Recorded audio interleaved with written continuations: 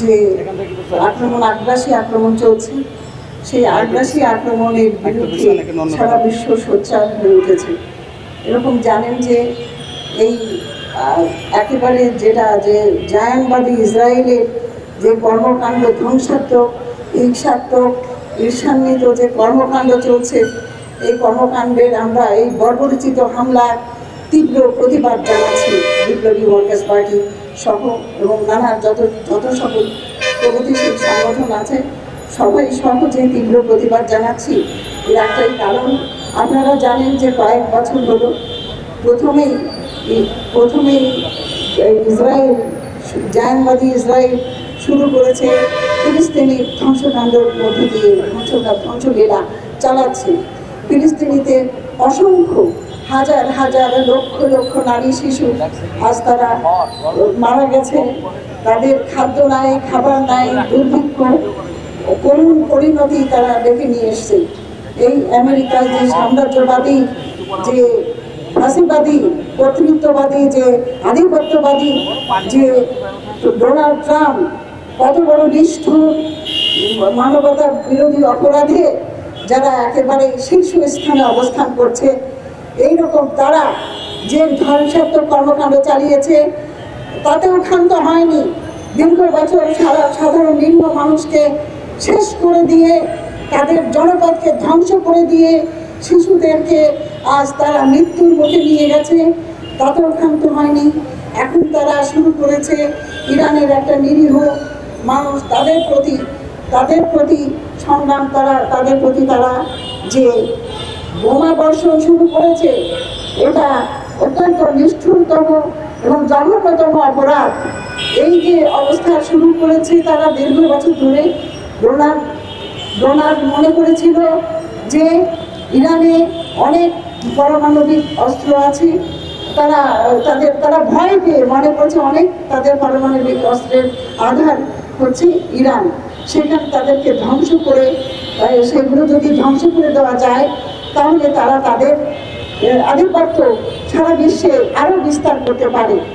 এই বলে তারা যে আরব বিশ্বের অন্যান্য রাষ্ট্রগুলোকেও তারা তাদের দলে নেওয়ার নানা রকম অপপ্রয়াস চালাচ্ছে। এই যে অপপ্রয়াস চালাচ্ছে সেটা সফল হবে না। জাতিসংঘ সহ যে কোনো সমস্ত প্রতিবাদী সংগঠন যত আছে, যারা বিশ্বব্যাপী যত সংগঠন আছে, তারা একাত্তর হয়ে এই তীব্র ফাঁসিবাদী লড়াইয়ের বিরুদ্ধে তারা সোচ্চার হবে। আপনারা জানেন যে এই যে ডোনাল্ড ট্রাম্প, সেটা কখনোই মঙ্গল বয়ে নিয়ে আসবে না।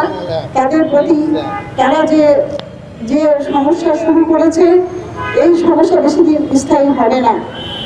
ইতিমধ্যেই যুদ্ধবিরতির প্রস্তাব এসেছে, এমনকি ডোনাল্ড ট্রাম্পের যে নিজ দেশের আমেরিকাতে, সেখানেও নানা প্রতিবাদী সংগঠনরা তারা প্রতিবাদ করছে, প্রতিবাদের মুখর হচ্ছে।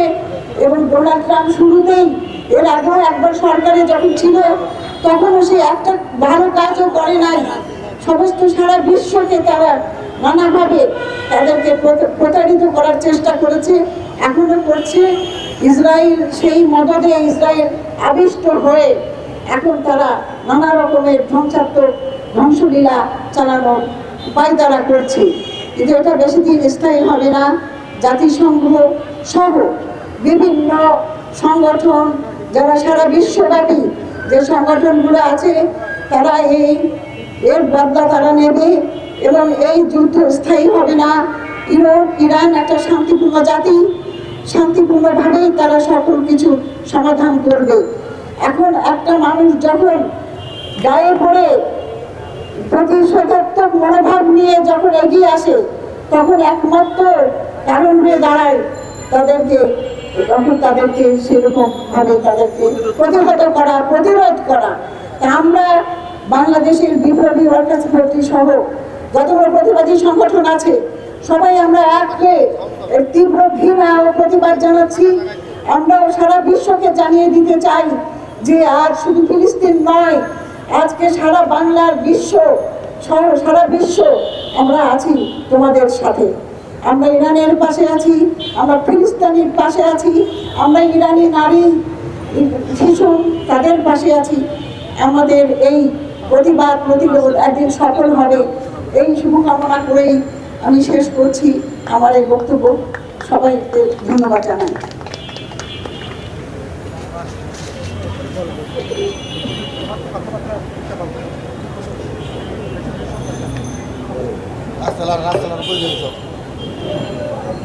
এখন বক্তব্য রাখবেন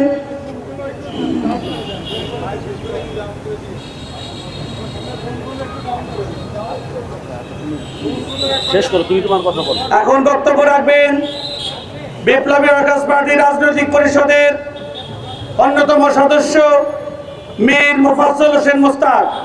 মীর মোফাজ্জল হোসেন মোস্তাক।